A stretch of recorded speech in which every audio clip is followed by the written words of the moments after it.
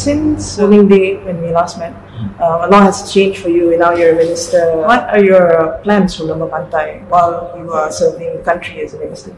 Yeah, I wish there were like 10 days in a week, so that I can spend more time, as many days in Putrajaya as I do in Lembah Pantai. Sometimes the work demands or requires me to be in other states and to make visits to see for myself what's happening on the ground. At the same time, I do have effectively the same team that's here, but I would like to spend a little bit more time on the ground, in Lembah Pantai again. For example, yesterday and the day before, there was this water disruption in parts of Bangsa, and I got to know about it when residents contacted me, and it is my style to be on the ground. So now I have this thing where the thing which comes naturally to me, which is to appear on the ground to immediately solve the thing. I may have some kekangan, I may have some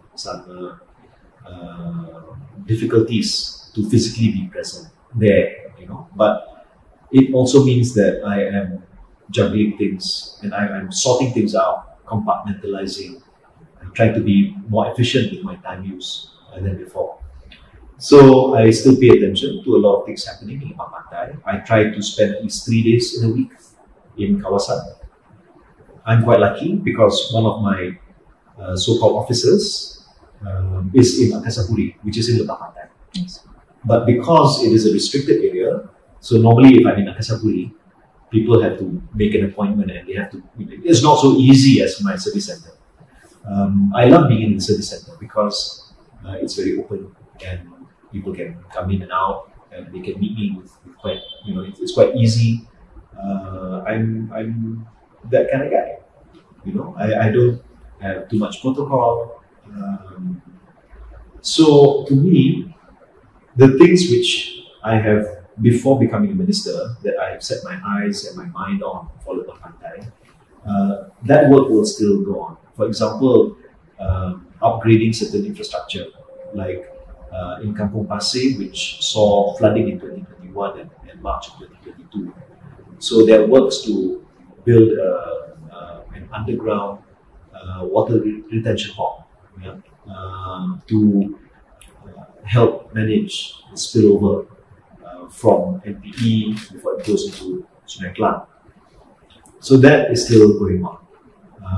And a number of early works, kerja-kerja awalan, to build type 2 klinik kesihatan in Lembah Pantai Dalam. That's something which I'm still keeping an eye on. And I mean, interestingly for me, of course, in Lembah Pantai, I have some major GLCs and major organizations. I mentioned Angkasapuri and RTM, but University Malaya, for example, I've got TNB, Telekom Malaysia, Bukit Aman is in Lembah Pantai, Karkosa Srinegara is in Lembah Pantai, KTM headquarters is in Lembah Pantai, Mid Valley is in Lembah Pantai. So for me, a lot of these organizations I pay attention to. In January of 2019, during an event to commemorate the so-called return of the name Kampung Kerinci, in a speech I gave, attended by DBKL developers, I said sustainable development does not necessarily refer to green buildings, green energy, but also a question of how you engage and involve the community in that development.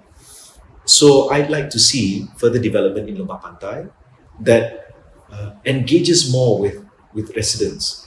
When Bangsa South was set up maybe 6-7 years ago, at that time,